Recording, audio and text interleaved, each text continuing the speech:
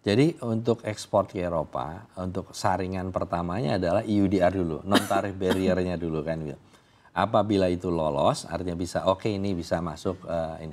Nah itu baru nanti IUCPA-nya yang jalan kan. Oke tarif ini sekian atau tarif nol kan gitu.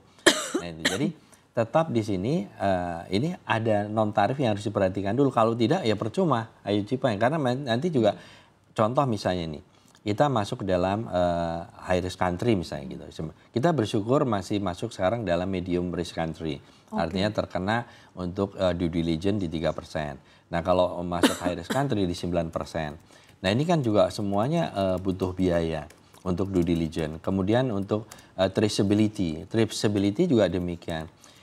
Kita juga misalnya perusahaan harus melakukan segregasi dalam menerima buah petani karena masalah traceability. Ini juga butuh biaya untuk investasi. Nah, seperti ini. Jadi artinya bahwa ini juga harus diperhatikan EUDR ini. Karena nanti percuma saja misalnya oke nih tarifnya turun atau nol, tetapi masih ada hambatan non tarif yang belum selesai, ini akan mempengaruhi ekspor kita ke Uni Eropa begitu.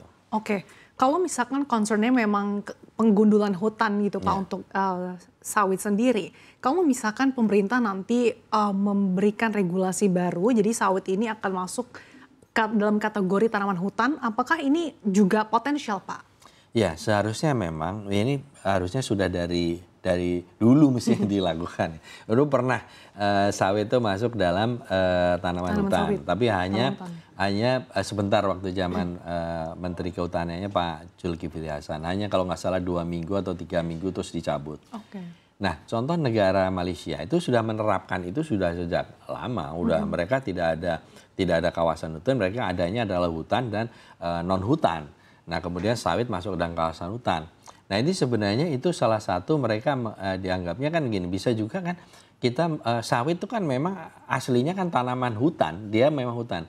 Nah itu bisa digunakan untuk reboisasi misalnya dengan sawit gitu.